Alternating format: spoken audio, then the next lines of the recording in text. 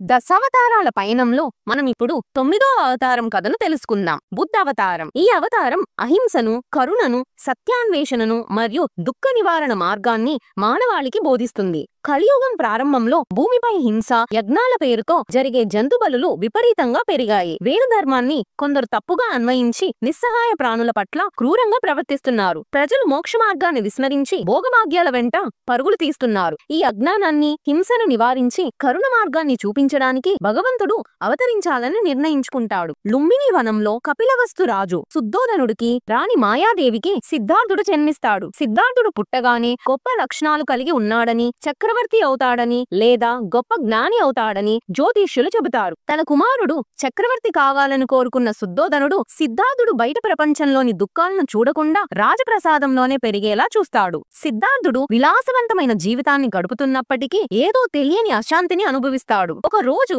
అతను నగరం వెలుపల ప్రయాణిస్తున్నప్పుడు ఒక వృద్ధుడిని, ఒక రోగిని, ఒక మృతదేహాన్ని మరియు ఒక సన్యాసిని చూస్తాడు. ఈ 4 దృశ్యాలు సిద్ధార్థుడిని తీవ్రంగా ప్రభావితం చేస్తాయి. జీవితంలో దుఃఖం, మార్పు అనివార్యమని గ్రహిస్తాడు. దుఃఖానికి మూలాన్ని తెలుసుకోవడానికి, మోక్ష మార్గాన్ని కనుక్కోవడానికి సిద్ధార్థుడు తన భార్య యశోధరను, కుమారుడు రాహులుడిని తన రాజ్యాన్ని విడిచిపెట్టి నానాన్వేషంలో బయలుదేరుతాడు. సిద్ధార్థుడు తీవ్రమైన తపస్సు, ధ్యానం చేస్తాడు.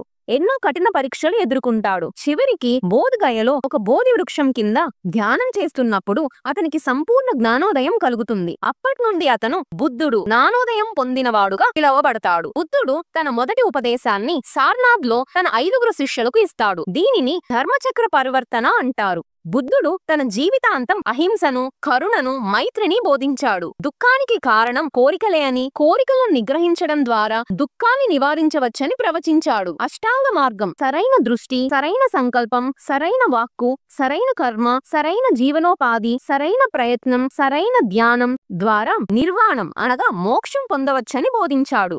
ఆయన బౌద్ధ ధర్మాన్ని స్థాపించి వేలాది మందిని తన అనుచరులుగా చేసుకున్నాడు. బుద్ధుడు తన బోధనల ద్వారా ప్రజలలో అహింసను, కరుణను పెంపొందించాడు. మతపరమైన కర్మకాండల కన్నా ఆత్మశోధన, అంతర్గత శుద్ధి ముఖ్యమని నొక్కి చెప్పాడు. ఆయన బోధనలు ప్రపంచవ్యాప్తంగా వ్యాపించి అనేక మంది జీవితాలను ప్రభావితం చేశాయి. బుద్ధావతారం కేవలం ఒక మత స్థాపకుడి కథ కాదు. అది దుఃఖంలో ఉన్న మానవాళికి జ్ఞానాన్ని, కరుణను, శాంతి మార్గాన్ని చూపిన ఒక మహనీయుడి కథ. తన సుఖాలను త్యాగం చేసి మానవుల బాధలను అర్థం చేసుకొని వాటి నుండి విముక్తి పొందే మార్గాన్ని చూపిన కరుణామయుడు బుద్ధుడు. ఇది దశావతారాల్లో 9వ మెట్టు, బుద్ధావతారం. ఇంకా అద్భుతమైన దేవకథల కోసం ఈ వీడియో నచ్చితే లైక్ చేయండి, షేర్ చేయండి, మా ఛానల్ కు సబ్స్క్రైబ్ అవ్వండి. తరువాతి ఎపిసోడ్ లో కలియుగాంతంలో అవతరించే కల్కి అవతారంతో మళ్ళీ కలుద్దాం.